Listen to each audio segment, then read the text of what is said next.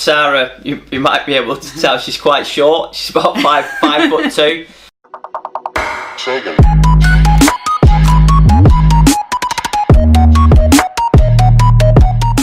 Hi everyone, Adam Arif here from Beyond Educated, your channel dedicated to health, productivity and well-being.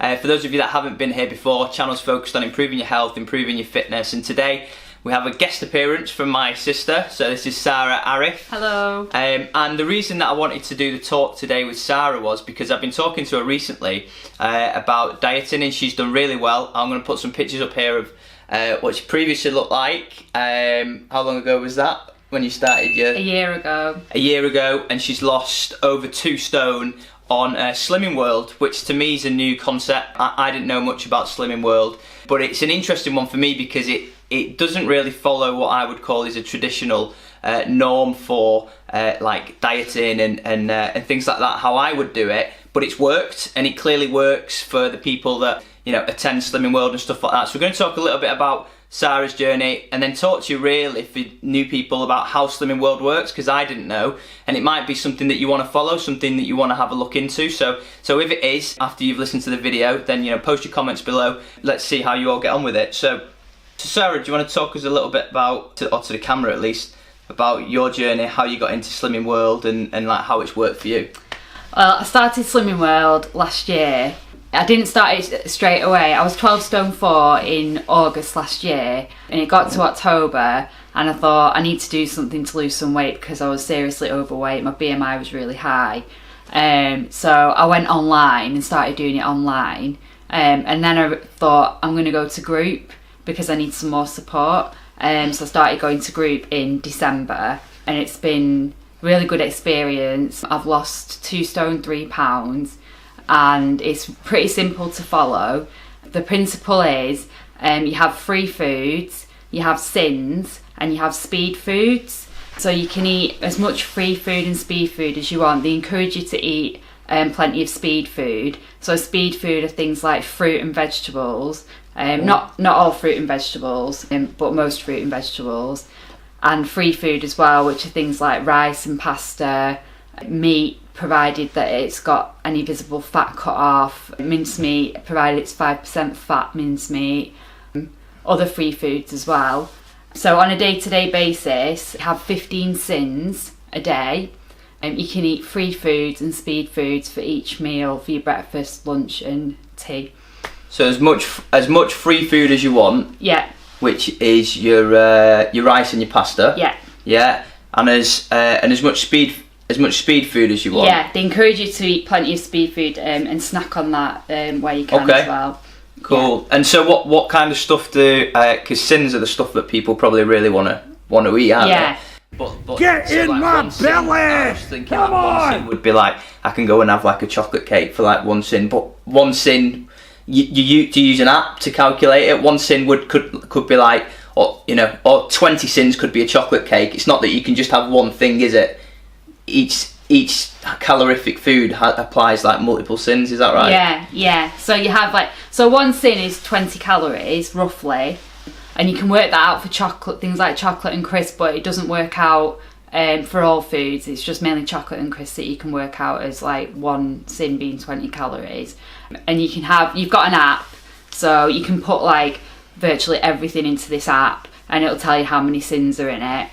So 15 sounds like a lot, but you've got to be quite clever with your sins, and you can bank them, can't you? Yeah, you can bank them, so you can save up. You've got 105 sins for a week, so you can save up all those 105 sins until the weekend, and then have a massive blowout. So like a bottle of wine, for example, is 30 sins. Okay, so that's good. So it incorporates your alcohol and stuff like that. Yeah. So in essence, then you've got these free foods, your speed foods, and then your sins. Are they the 3 main components then? Yeah, they're the 3 main things. So you use that to build your kind of diet and your planning. Yeah. Cool. Yeah. Okay, that's cool.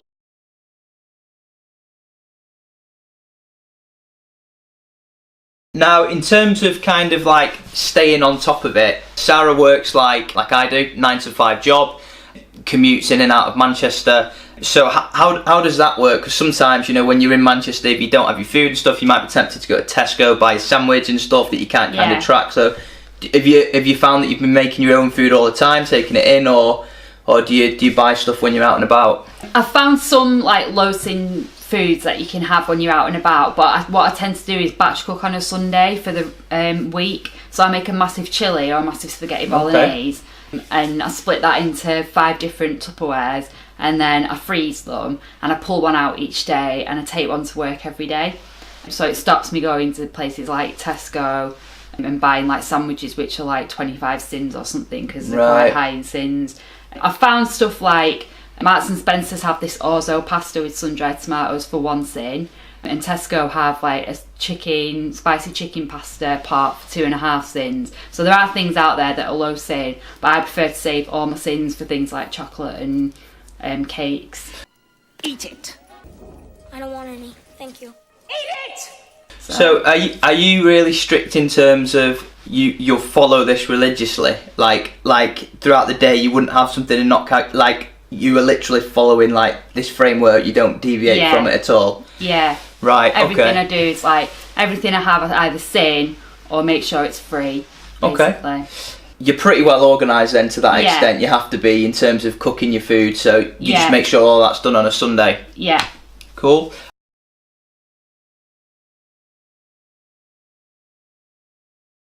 Okay, one of the things that I always talk about on the channel is to do with exercise and nutrition. Obviously, in terms of my channel, it's quite heavily focused on exercise, not just for the aesthetic benefit of it, but for the health benefits and things like that. And the more you eat, for example, in the way that I follow my flexible dieting, so I follow a flexible based dieting, so as long as it fits my macros within the day, I can eat what I want. So that's my combination of carbohydrates, fats and proteins. But with mine, for example, the way I diet is if I do additional cardio, then I have extra calories that I can take, because ultimately I can eat more and still be in a deficit if I'm training more. So does it incorporate exercise?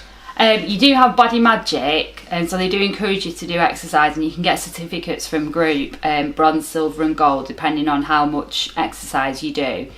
So I tend to go to the gym 3 times a week, but it's not like you can't use your exercise to bank sins. So you're just encouraged to do exercise, so it's not the same as yours with calories, where you have a deficit.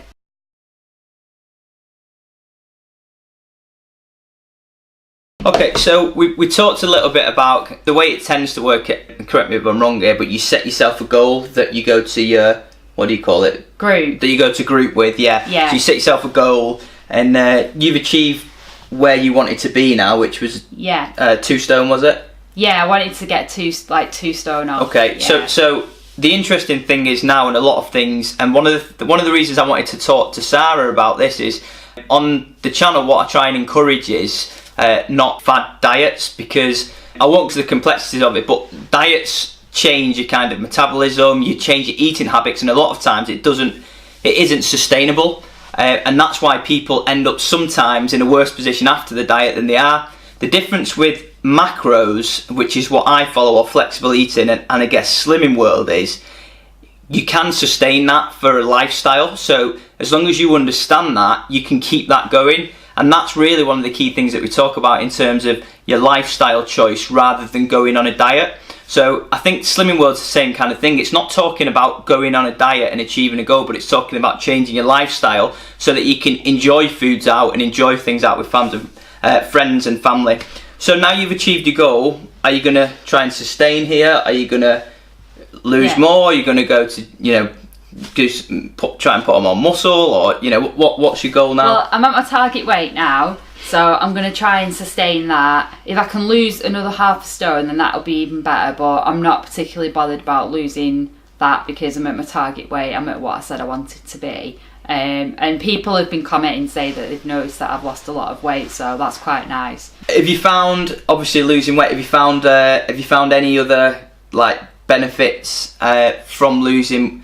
What other benefits have you found from? Has your physical fitness improved, for example? Have you? A lot of people talk about feeling a lot more clearer, focused, better drive and determination, because when you're doing exercise and nutrition, you get increased serotonin and dopamine and things like that in your body, and it helps with your energy. Have you noticed any of that? I've noticed that I'm a lot more active. I can like do more in the gym now. Like when I first started, because I used to run quite a lot, but I was going to the gym 6 times a week and had a really strict diet where I was eating cereal, like a little tub of like butternut squash casserole or something for like lunch, and then fish and salad for tea, and not a lot in between, not a lot of like snacks or anything. And I got really thin, but I put it all back on and then some. So this time around, and my fitness was really high, but then I stopped because it was such a strict diet that I got fed up of it, so I stopped. So I ended up with my fitness being really low. I used to go and run on the treadmill, and I'd leave after 5 minutes because I couldn't do any more, and that was like this time last year. And now I can run for 40 minutes and I can go to a spin class. So I think I'm doing pretty well. Yeah. And it sounds like it's sustainable anyway. Yeah. You know, it sounds like something that you could keep up doing. We were talking a little bit before we put the camera on about the way that because the way that I've been dieting for so long in terms of portion sizes, what I recommend to, for example, clients or people that I speak to is having a food scale to weigh everything. And it's the same kind of thing with what Sara does. You have to weigh things, and at first it can seem a little bit tedious, but one of the things that happens, certainly from the way and approach that I do it, is that I can kind of gauge things now. So sometimes it gives me additional flexibility if I'm eating out and I know I've got a chicken breast, for example. I know roughly that that's going to be like 200 grams worth of chicken breast, and I roughly know again the kind of contents of that. Whereas for Sara, what she was saying, that she continues to follow it very strictly. Now whether I guess over time that'll kind of relax a little bit or not, I guess comes down to personal preference. But I always say the analogy, it's like baking a cake. If you just throw everything in the cake bowl, shove it in the oven, it's not going to come out right. So you have to use food scales to kind of make sure that your grams and portion sizes are exactly correct, because it makes a big difference.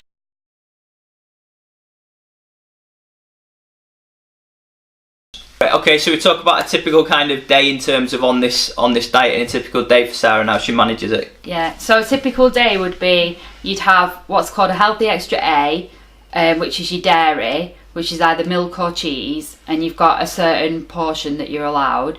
You've got your healthy extra B, which is your fibre, which can be cereal or a cereal bar. So I usually use my healthy extra A and B for my breakfast. So I'll have, you're allowed 250 millilitres of semi-skim milk and 45 grams of bran flakes or 40 grams of low sugar Cheerios, which is what I have. So I'll have that for my breakfast. Or I'll have something called overnight oats, which is 40 grams of porridge oats, yoghurt, fat-free yoghurt, and berries, frozen berries. You mix it all together in a pot, put it in the fridge overnight, and then you eat it the next morning, and it's really nice. So I'll have that. And then for my lunch, I'll have chilli and rice and a yoghurt, like a 1.5 sin yoghurt. So you mean a homemade chilli, is it? Yeah, homemade chilli. And then for my tea, I'll have Slimming World chips, which are parboiled potatoes, thrown into the oven with some salt and pepper and some fry light, which you can have for free on Slimming World. Some vegetables and a chicken breast or a piece of salmon. And then in between, I'll have like the rest of my sins. Okay, so really for you, I should have said, Sara, you might be able to tell she's quite short. She's about 5'2". So actually, in terms of like, and she's got quite a small body frame. So in terms of probably calories, my current maintenance now at the minute is 2,600 calories. And if I eat that, I know, because I've been doing for the past week, I'll sustain at my weight. Whereas actually the sort of calories probably that Sara needs, I would suspect are probably in the region of 16 to 1800 maybe, if she, slightly more if she's doing exercise. So it doesn't seem like you're eating that much. Do you get hungry from the food you're eating, or do you know because you're eating at set times that you can get to that? I do get hungry between like late afternoon to tea time, because I go to the gym straight afterwards, so I tend to eat quite late, like 7:30, 8 o'clock. Sometimes I'll come, if I finish earlier, if I've done an earlier shift, I'll eat my tea earlier, so that's fine. But when I have to wait until 7:30, 8 o'clock, I do get quite hungry, yeah. But if I've got What some about sins, snacking then? well, I use my sins for snacks. Okay. Yeah. Right. So low sin chocolate, so chocolate minis, like mini chocolate things, mini buttons, or small dairy milk bars like that you can get for 4 or 5 sins. I tend to snack on them. Okay.